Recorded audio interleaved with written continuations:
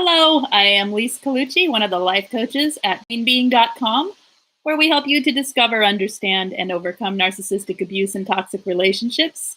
And welcome. Hello, everyone. And today I want to talk about self-validation. Self-validation, what is it? How can you start to learn to actually have some? What is the difference between self-validation and getting validation externally from other people? And why is it important after narcissistic abuse to begin with? Why do we need to do this? So hello and welcome, and hello to anyone who's here. And here we go with our weird glitching thing, and we'll wait while people come in. And while this happens, I'm sorry when you watch replay and you have to watch this part. I'll move around so it's interesting. Isn't that interesting how it glitches? Okay. All right. Okay, it'll be ready in just a minute. Who's in here with me? Say hello so I can start chatting with you while we're waiting here for it to act normal, because it will in just a second. Eye off the tiger. Good evening, morning. How are you? Evening where you are. It's still before noon here, almost. There we go. Okay, here we are. Hello. Oh, okay. Svenusha? Did I say it right? Svenusha? D? I can call you D. That makes it easier. Okay, so self-validation.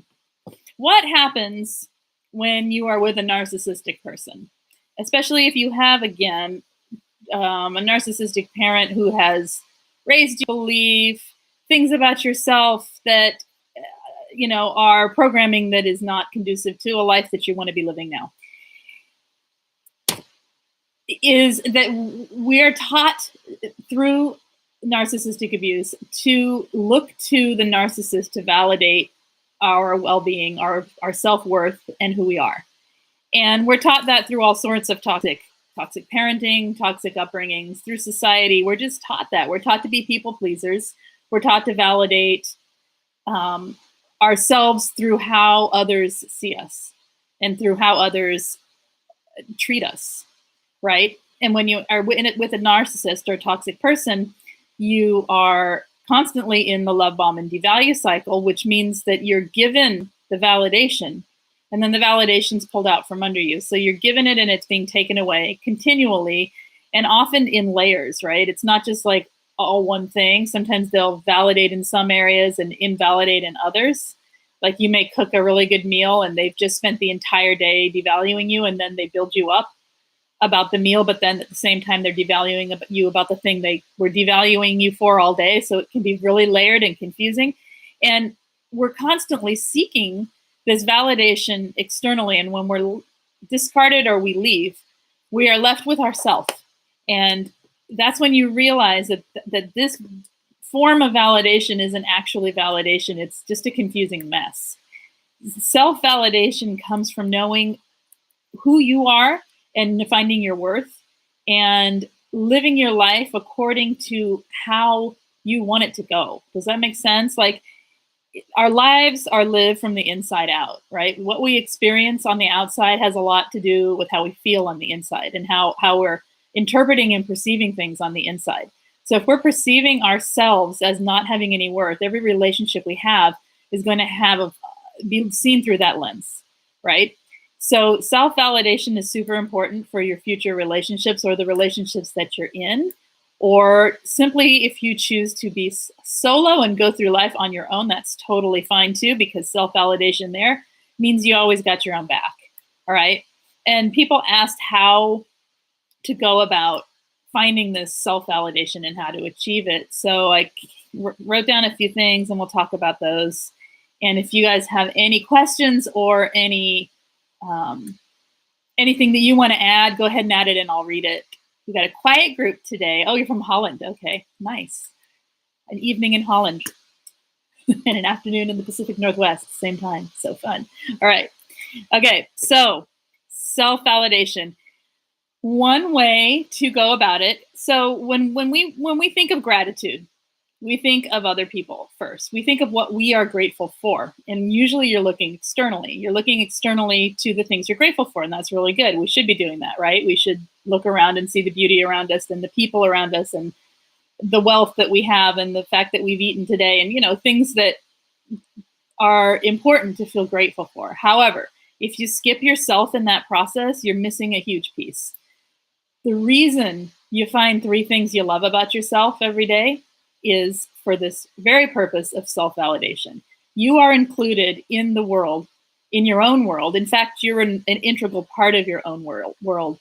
So set it up so that you find gratitude for yourself every day. 3 things you love about yourself. If you can't find love right away, go to like or tolerate or that you did great or whatever. Find something positive about yourself. 3 positive attributes about yourself or 3 positive things that you did.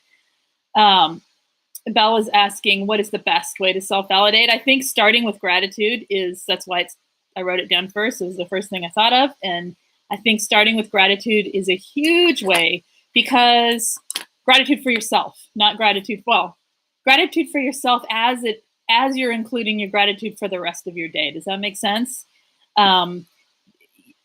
I do this at night. I think doing it at night is a good way of doing it, because then when you wake up in the morning, you can read it if you've written it down. And so then you end your day and you start your day with the same list of things that you're grateful for. And it puts into your mind, it puts the positivity in there before you even get out of bed. So if you can put that list right by your bed, read it in the morning. 3 things you're grateful for about yourself. And it's super important. And even if you don't feel like doing it, find something. Even if you can't find anything, find something. Look at it from the outside if you have to. Look at it however you have to look at it. Find something. And it can be the same 3 things every day. It doesn't matter. Just find them. Another thing, let's see. People said positive affirmations. Yes, it takes practice, self-acceptance, and self-trust. Exactly, it does. And so how do you find, what do you put into practice, and how do you find that self-trust? And I think the things that I've written down here are all leading toward a life of finding self-trust. Because as I said, we live our lives from the inside out, which means if we don't trust ourselves on the inside, then everything we perceive coming toward us can't be trusted. Does that make sense? So it is super important to find this. That's a good point. Okay. Svenusha, did I get it right? Okay. We all are hardwired to seek external validation. It was essential for the survival. Exactly. Luckily, we don't need approval from others anymore to be who we truly are. Right. There's a point in development where you learn to self-validate. And if you have supportive caregivers, that it often will just happen, right? Through the supportive caregiving. And through example of watching other people. If you watch adults who have the ability to self-validate, then you are taught to self-validate just through observation.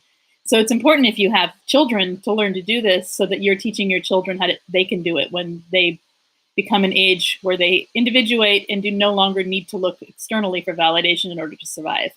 So it is important.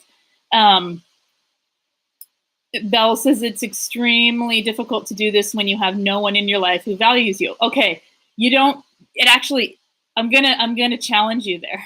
Okay, it's difficult to perceive that you can do it, because what you're looking for right there is external validation.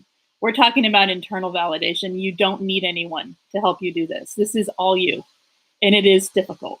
It's difficult because it challenges the belief system you already have in place. All right. And so sometimes you got to look to your beliefs in order to make a shift, to give it enough room and enough perspective and to step in and do this. And other times you just go with, okay, I'm going to try it.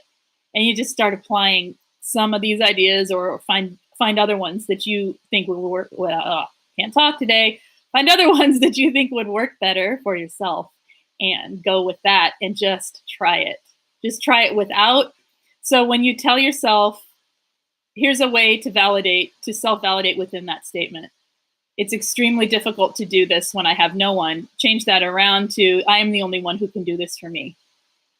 And it eliminates the need for anyone else, just to say that I'm the only one who can do this for me. There is no external anything necessary to find 3 things you love about yourself. There really isn't. Okay. It literally can be anything. It can be, I love the way it can be anything. It could really be anything. And it doesn't, it's starting there, because what you're doing is shifting your perspective of yourself and shifting your beliefs about yourself. Does that make sense? Sent too soon. Difficult when everyone around me is so dysfunctional. I missed the point of life where you learn to self-validate because I had such a messed up adolescence. Exactly. And that's exactly why we're talking about it right now. It's to find ways to, as an adult, and go in and reprogram those beliefs, rework the way, the perspectives that you have on life so that you can find the self-validation. So another thing to do is pay attention to what you need from others and tell it to yourself. So if you're in a situation where you're like this one, what I needed was other people to help to show me how. I needed other people to be functional so I could see what function looks like. I needed the love and care that comes from functional people, right? Then you tell yourself that I can give myself love and care that comes from a functional person as I learn to heal this. I can find that functional way of living. I'm working toward it, and I know I have the potential to have that, or I already have it. I just am on my path to making it more my norm, right? Making it more the way I see things. So you give yourself what you need verbally, or however you need to do it. It is still difficult, is it not? Yes, it's difficult, but you know what? If you were training for a marathon and you really wanted to run that marathon, I would never tell you it's going to be easy, right? If you were training to be a bodybuilder and you really wanted to be that, I would not say it's going to be easy. I'd say it's going to be a lot of hard work, and you can do it. You can totally do it. But yes, it's going to be, and yes, no but, and yes, it's going to be a lot of hard work. It's okay though. It's hard work that becomes a pleasure to do once you get into it enough to see the difference. Once you start making those little muscles as on your way to being the bodybuilder, you start to see the results, and it becomes a lot less of hard work in the sense of hard being a bad thing. It becomes effort, yes, but not, it's not painful, right?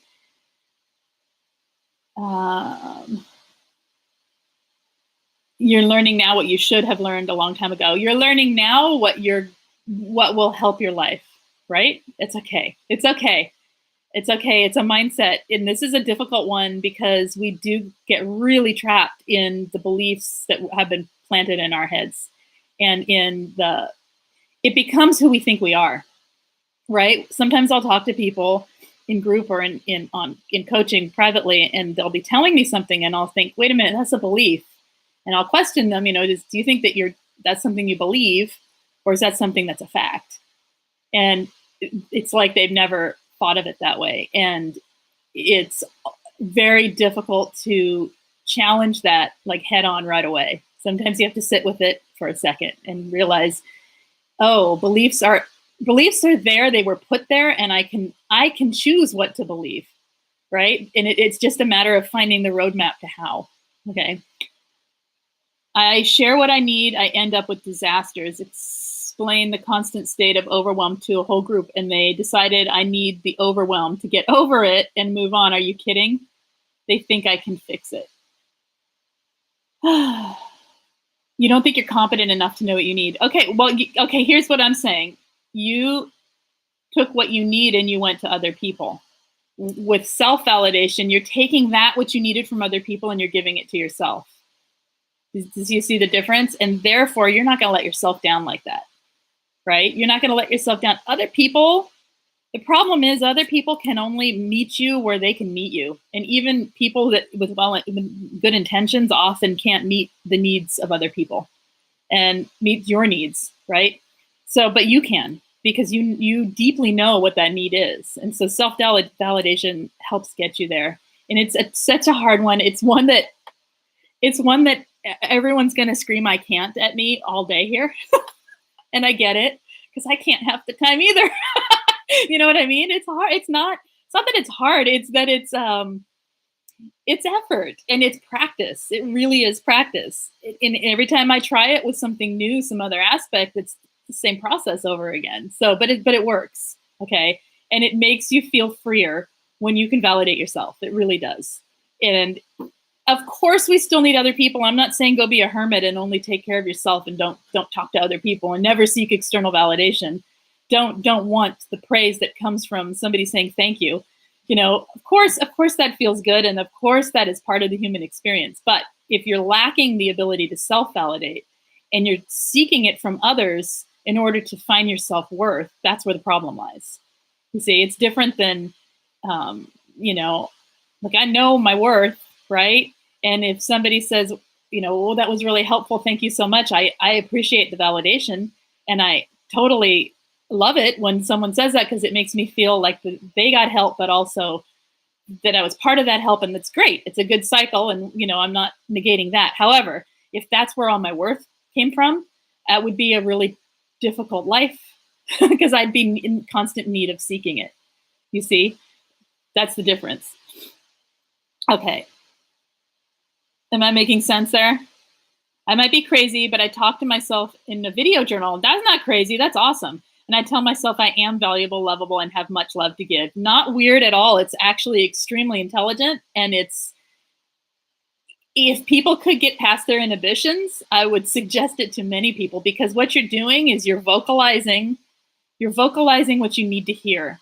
And something about saying it out loud and hearing it played back to yourself is reinforcing, right? And so you're giving yourself, it's vibrationally and expressive to say it out loud, right? It makes it real. It takes it from the inside of your head, which for a lot of us doesn't always feel real, and puts it out into the world, which is real. And you're recording it, which makes it even more real. And then you're playing it back to yourself. So I think it's brilliant. Keep doing it. Let's see. Okay, so another thing to try is to ask yourself what I need now. You said you don't think you're competent enough to know what you need. You can ask the question, what do I need right now? And dig deeper. Sometimes we're ashamed of what we need. Okay. Sometimes we are embarrassed of what we need. Sometimes we don't want to admit what we need. Sometimes we are we're blind to what we need because we're putting other people's needs first. This is a practice. What do I need now?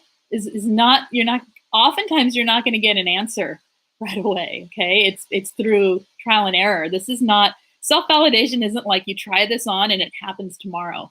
Okay. This is like a process of it's a form of self-care, and it's a process of how to effectively make a change inside of yourself that goes pretty deep, and it's a good change. So, and you're looking into your own eyes. It's not easy. Good. I like it. It's the majority problem for me, a primary one I didn't know, which is that you don't know what it is you need. What is blocking it? If you don't know what you need, what blocks you from knowing what you need? That's curious to me. We all have a different answer there. But I think a lot of us don't know what we need. And I think that asking yourself the question, what do I need now, is, I have some NLP exercises I would do if we were talking face to face, but we hide from it, right? Because to ask what do I need is vulnerable, and it's a state of you feel like you're never gonna get that need met. So why even bother asking it? Why even bother having it, right? There's all kinds of reasons why we hide from what we need. But to truly be honest and open with yourself about what you need means that you have the opportunity to give it to yourself. Okay. I didn't know I shouldn't be seeking validation from others. I thought I was asking for help wrong. Wrong. Sometimes it is asking for help. You see, it's the intent behind it. We do need others, right? We need others. That's part, especially empaths, we need connection, right? And asking for help is a whole nother topic. It's necessary, because a lot of times as people pleasers, we don't want to ask for help. Or we try, and then we get shot down, like you just described. It's the validation that comes from simply knowing what you need. If your need was to be heard, and you went to a group of people that you're not sure could actually hear you, then you're not actually giving yourself an opportunity to have your need met. Does that make sense? Like if you know your need is humor, and you go to your most serious friend and tell them something, like, I'm feeling really sad. You're sad and you're feeling low and you need humor. And you go to your most serious friend or your most logical friend or your fix-it friend, and you say, gosh, I'm feeling really sad today. What are they going to do? They're going to fix it. They're gonna try to fix it. They're gonna logic you to death, or they're just gonna probably say, yeah, life sucks, if they're that type. If you go to your most silly friend and you say, oh my gosh, I need to joke, I'm having a really horrible day, let's have some fun, they're probably gonna meet your need. So the self-validation in there comes from knowing what your actual need is, not just I'm sad and I need this. You know what I'm saying? That's where you go deeper, and you can give yourself the validation. That's how to ask for help and self-validate at the same time, I think. I hope that makes sense. Yeah, and I don't think it's wrong. Like I said, I don't think it's wrong to ask for help. I think it's just a combination. It's a blending of knowing what you need for real and going to the right source for that need, and then asking for help. Okay, so another thing is pay attention to how you judge yourself and what you say, and restate those limiting beliefs. So as you're talking to yourself in your head, like we all do all day long, right? And especially when we're critical of ourselves, pay attention to the negative self-talk and listen to what you're saying, because you're not validating yourself if you're calling yourself stupid every time you do something wrong, or every time you didn't know something, say, well, I didn't know, I'm so horrible, or I should have known that. Listen to the shoulds. I should have. There's no should have. I'm learning to. I should have is only applicable if you really, really and truly know exactly what you're doing and you do it anyway. Right? Then I should have is totally accurate. And then that's not criticism. It's accurate judgment of a situation, and you move on. And you don't have the shame that comes from it. You have, okay, lesson learned, and you keep going, right? So listen to what you're saying, listen to how you're judging yourself, and restate every limiting belief that you catch yourself saying, every single one, if you can. Restate them. All right. Then you know what I mean by that, right? Like if it's, I don't know, hit me with a need, hit me with something that limiting self-belief, and I will restate it. I'm drawing a blank right now. Okay. All right. Keep going. Let's see. Put yourself as priority. Okay. To self-validate, you have to put yourself high up on your list. That can be tricky for the people pleasers of the world, and it can be tricky for people who are newly out of narcissistic relationships, who have long-term narcissistic abuse in their life, or CPTSD and all of these lovely things that we live with. It can be difficult to put yourself as a priority in your life. We have been taught that others come first, and we have been taught that it is selfish to put yourself as a priority. But it is not, because you cannot be the best that you can be for anybody else until you are what you need to be for yourself. Truly. It's not a selfish thing, and it's whatever your beliefs are around why you do not put yourself as a priority. Look at them, pay attention to them, and work on that piece. That's a really important way to start working on the self-validation. Listen to the inner dialogue for should be's. We talked about this a little, but I'll say it again. Listen to the limiting dialogue. I should be. I shouldn't have done. I should be that. The ways that you devalue yourself. I'm stupid. I'm dumb. We talked about this, about changing your limiting beliefs, but really listen to those things. Ways that you minimize. This is another one. Ways that you minimize what's going on. Things like, this isn't so bad. Oh, I can take this. Or, well, this happened, but it wasn't so bad. It's not the end of the world. Other people deal with worse. When we talk down something really important to us like that, and we minimize, it's a way of coping and staying in negative, toxic situations that we have learned because we've been in negative, toxic situations and we've had to cope. Okay. It's not that you have to make a mountain out of a molehill every time, but if you find yourself minimizing constantly, people will talk to me and they'll tell me horrific narcissistic abuse stories, and they'll say, but it's not so bad because, we know that's cognitive dissonance, but it's also something we're doing to ourselves in our own head to minimize the abuse so that it's not as terrible, and then our needs are never met, right? So listen to those things and really respect it. Respect that that's what's going on, and validate it with validating responses. So say that example of that Rebecca had of people really not hearing her. Really not hearing her. What was your need then? For me, my need would have been, well, that just made it worse. Now I feel, not only do I feel not heard, but I feel stupid for even asking. And I'll go all the way through this. Okay, so I'll go all the way through all of these. I should not have gone to those people because all they did was make me feel worse. And now I feel stupid and like I am totally worthless for even bothering to ask for help, because no one really wants to help me anyway. They can't. They don't want to. And well, it's not so bad. Other people have it worse. I mean, really, is it the end of the world if I'm not heard? And then you go on with your day. You see how we talk ourselves all the way through, all the way through. And instead, it could be something like, well, I just went to the wrong people with something I really needed help for. Okay, lesson learned. All right, so I might probably choose different people next time to go to. And what was it that I actually needed anyway? Well, I really needed to be heard. That's it. I didn't need anyone to fix it. I just needed to be heard. All right, I can find a really good listener next time. That's pretty clever of me to think of that. Okay, changing the stupid around, right? And then, you know what? It is really important. It is really important that I have my needs met sometimes, and it's good that I know what they are. Done. You can journal it. You see how like shifting it around makes it an entirely different story in your head, and it gives you possibility for something positive next time, or even right now. It gives you creates positivity in the moment, and it gives you positivity for the next time versus I should have, I'm stupid, and well, I guess it wasn't so bad. All that does is it solidifies the moment as something negative, and then the next experience, that's what you have to look back on as your template for how things are, right?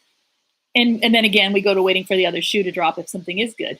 So it's changing that cycle. Don't devalue yourself.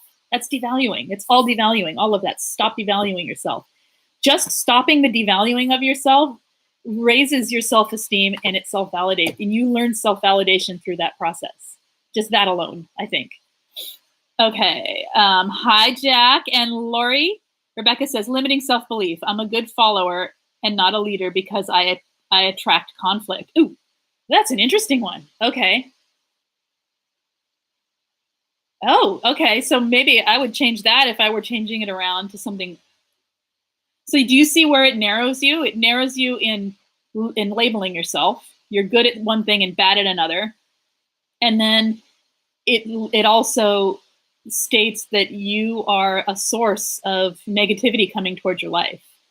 So that limits you because it creates, if we're living our lives from the inside out, that's the lens you're looking through when you go to do something where you have to be a leader, right?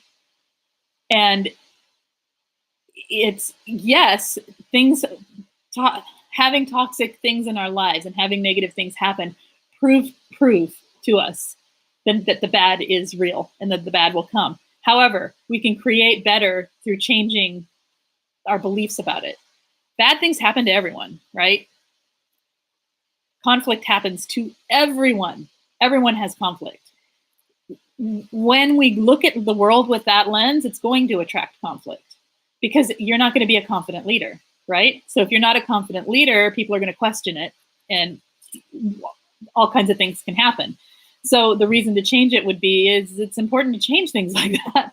And I had a director tell me conduit for negative energy. Ooh, the director diagnosed with borderline. Well, of course, that's projection. That's projection. And the reason that people project on you is you're probably a pretty empathic, sensitive person. And the boundaries are not up enough to deflect that projection. They're going to project. People project all over everybody. That's the thing. It's just that we take it in. And we don't want to take it in anymore, right? So change that belief to, I am a good follower. I am a unique leader. And conflict is there, and sometimes it's not there. You know, I mean, make it believable. So conflict, I don't know. I don't attract conflict. I can deal with situations that are difficult, and I appreciate when they're not. I mean, something that is positive that leads you to something you can believe, and slowly work your way up to I'm like Teflon, conflict rolls right off me. You know, I do not allow conflict into my internal space. You know, work yourself up there to get there. But the first part, I'm a good follower and not a leader, is another way to work with that would be, what do you want instead? What do you want instead? Write that word down. You know, what would be the word instead of I'm a good follower and not a good leader? I'm a confident leader. Find something that fits, find a positive, and then write a sentence about it or what that feels like. And that gives you a different feeling inside yourself about an experience. Success. Okay. I attract success. Write it down a sentence. Write down a sentence. I mean, here, I'll give you, this is coaching. All right. Write down a sentence that goes with that success stated in the now. Okay. Success feels like, success is, my success is, something like that. Do that. And then let's see. Another tool I use, I'll share because it might help others, says Belle. I make huge poster size vision boards. I cut out photos from magazines and cool shaped scissors, layering photos, words that resonate. That's lovely. Yes. You're very sensory. I like that. That with the auditory, with the reading and the video recording of yourself, doing affirmations toward yourself, and this vision board, this very sensory. I like it. Do you use your other senses too? If not, I would encourage it for you entirely. Entirely. Find something that smells, that the smell reminds you of something you love. Like roses for me, you know, like it's not artificial. It has to be like really smelling roses, and you don't even have to smell it. Just smelling it's better, obviously. And finding, let's do it. Go for it. Find something you like to touch, like silky things, fuzzy things, whatever, and have it there handy. Find things that you like to, we did listen, and I think with the video, you kind of got listen and look at the same time. Taste. Something you love to taste, and something that reminds you of something good, and go with that. It's kind of more of a self-care thing, but I like it for this too. Okay. All right, you guys, one more here. Notice your experiences and things you do for yourself. We often forget to look at what we do for ourselves and validate that. You would not do that to someone else. I'm sorry, but you just wouldn't. You wouldn't have, just in the simplest of situations, you wouldn't. We say thank you to waitstaff, right? We say thank you to other people at work when they hand us something. So hand you a piece of paper, you say, oh, thanks. You don't just ignore them, right? It's the simplest, littlest things we are thankful for, and we notice in other people all the time, right? But do we do that to ourselves? No, we do not. I would say most of us don't, not on the level that we need to be doing. And it comes to putting yourself as a priority, but it's also, and gratitude for yourself, it's appreciation for yourself. Have appreciation for the things you do for yourself, because it leads to a self-validating mindset. And that's the whole point of this, right? All right. Okay, that's what I have for some ideas. If anyone else has more, please keep adding them. Otherwise, we will end soon. Or if you have anything else you want to talk about, we can go off topic anytime with anything that's needed from you guys. And I'll just keep talking otherwise for a few more minutes and then end this. Yeah, I don't really want to, I was going to go into why we don't need to self-validate, or why this happens, but I think we all get it, right? I think we know why we have these feelings. And if not, if people have questions, I'll do another one about why. But I think let's just keep this on the positive and keep it about us and less about the narcissist, because I've been doing a lot of talking about narcissists the past few weeks, and let's talk about us instead. So anything else with self-validating? Any other questions or any struggles any of you have with self-validating? How does it Laura, you said this is written for you. Is there anything that you would add? Any questions that you have? I'm not trying to single you out, but I kind of just did. How do you struggle? Where do you find the most difficulty with self-validation? Anybody? Anybody? I'll try to think of how I do while we're waiting. I think it's recognizing, for me, recognizing my own value within a situation. Like if I just sit and think about it, yeah, it's there, but it's in action. I have a hard time in action noticing ways I need to validate myself versus seeking it from other people. And I lead by following success. Ooh, I like it. That sounds good. At the same time, is it narcissistic? No, no. You lead by following your successes. No, don't worry about being narcissistic. Honestly, right now, do not worry about it. You're not narcissistic, and there is a healthy amount of self-pride and I want to say it this way. There's a healthy amount of narcissism necessary. Okay? That doesn't sound real good coming from a narcissistic abuse recovery coach.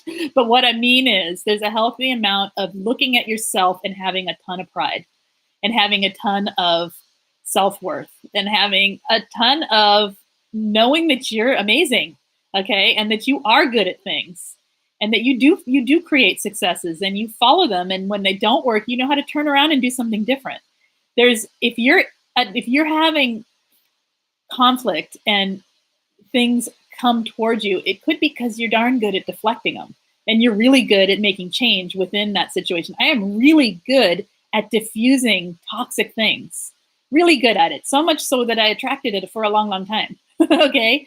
I don't do that anymore. I know I'm good at it, but that's not the measure of my success. Okay. There's other successes in my life and I had to look at it that way. Is that making sense?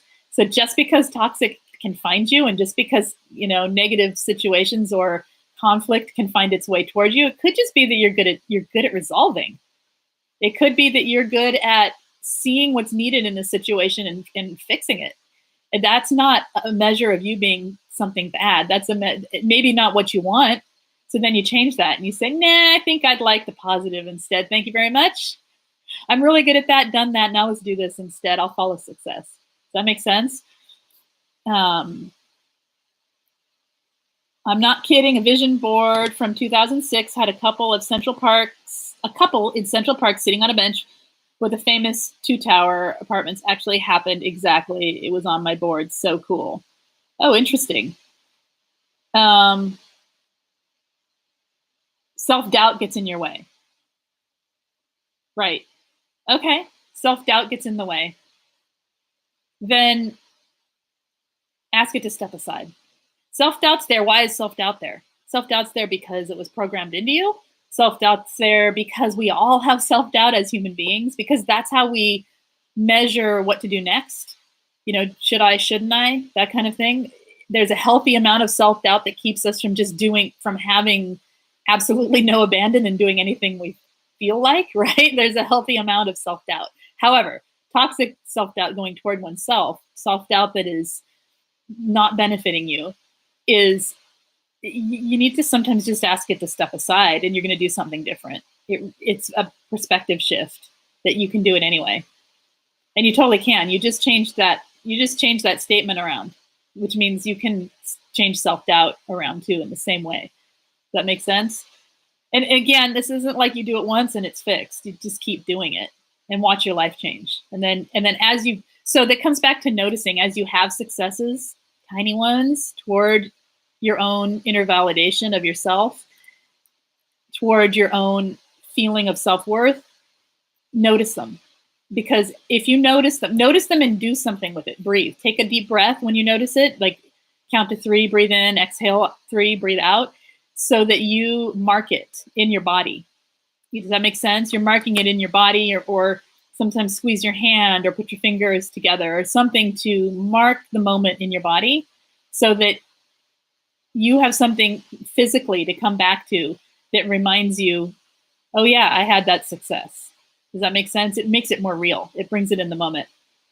And yes, the vision board. Okay. Okay, you guys, by knowing yourself, know who you are. I think you're replying to something I said and I don't remember what it was. Okay. All right. Anything else that you want to talk about, or any struggles with this that I can help with beyond what we've been talking about before we finish here? Anything? I think that's all I have. That's all I have on my own today. The monologue has ended. Talk to me. Anything else? You guys good?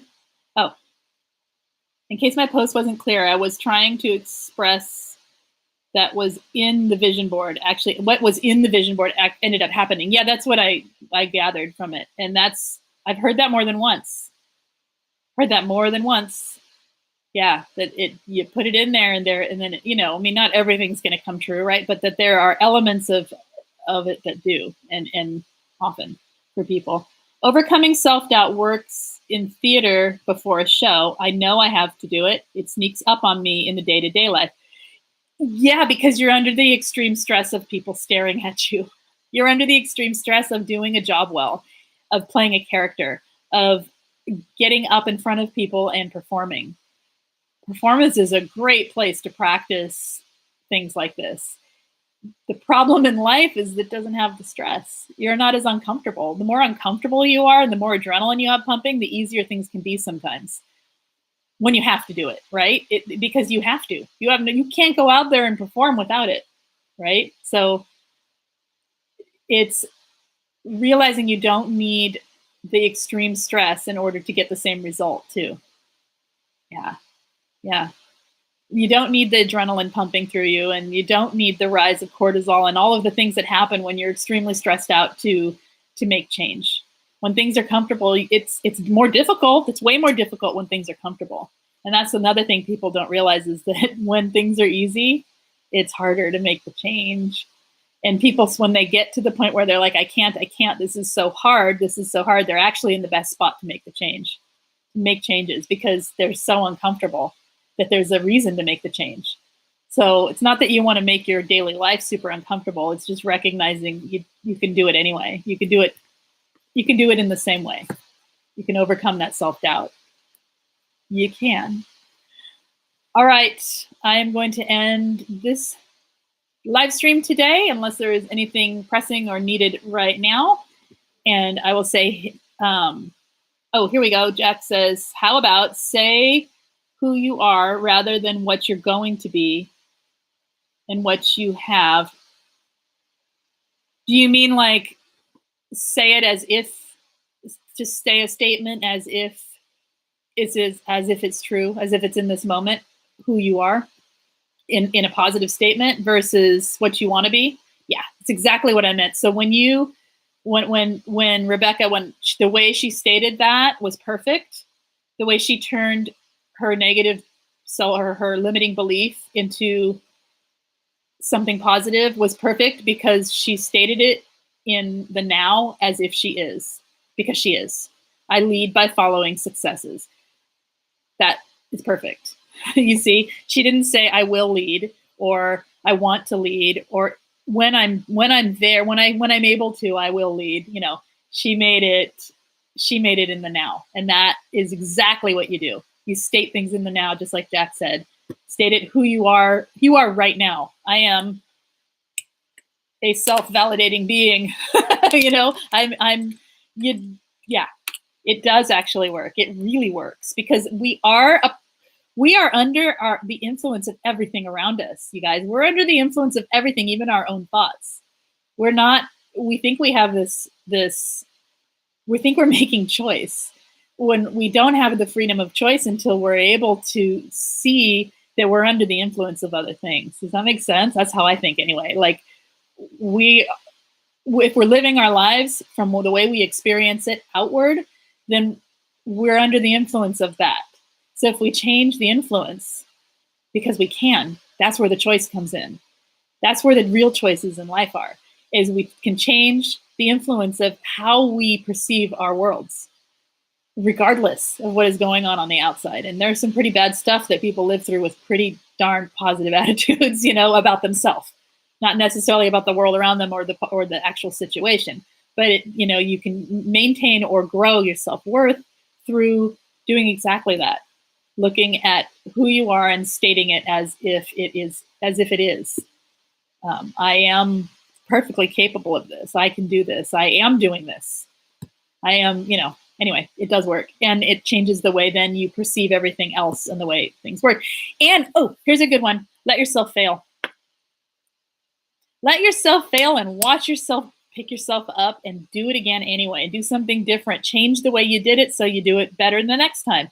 Letting yourself fail is not without judging, without the self-criticism. And, it can take working yourself up to this, using some of these other ideas and then testing it. Letting yourself do things and watching yourself not succeed can be really important. That's how we grow sometimes. Not that you want to fail all the time, but failure in life's little things is not a measure of your worth. It means you're human and you are working toward creating something. Creation doesn't always happen the first time you try it, and perfection is not possible, right? And that was a little off topic, but it's kind of like the next level, right? Belle says, there are so many little things we do to self-sabotage. I try to say I am, not I am going to. There's a lot of things that we do to isn't it? I think what happens after abuse is we just keep abusing ourselves. And that's why it's important to learn all of these things, especially if you are, well, not especially, for your own life. And this is what helps us create better relationships in our life too. Because then we're not relying on people who need the drama and people who need supply. And people, we're not relying on people where we don't need that. We don't need it anymore when we find self-worth and find self-validation. And then the people that can come in our life are people we want there, right? All right. Jack says, I said I'm a writer and I live in my camper van and I moderate exam papers as I travel around Britain. I moved into a camper van 2 weeks ago. Oh my gosh, how fun. I literally said that last week. I said, forget it. I'm just buying a camper and I'm just going to travel and I'll coach from my camper. We'll see. I don't know that I actually want to. Sounds fun, but part of me is a homebody too. So I have to really want that to say it again like that. But I love it. I love that you said it. And it is cool. Oh my gosh. You see, I'm getting excited. Sounds so fun. It just sounds fun and really cool. Yeah. Okay. Failure suggestion is so helpful. Good. And realizing that you don't need to be perfect. Not only do you not need to be perfect, you're not perfect. I say this I've said this on at least 5 times in the past couple of weeks. You're not perfect. No one's perfect. It's just perfection would be boring. All right. And you are who you are, and it's okay. It's okay to have these imperfections that you have. And they are part of what makes you unique and interesting to other people sometimes too.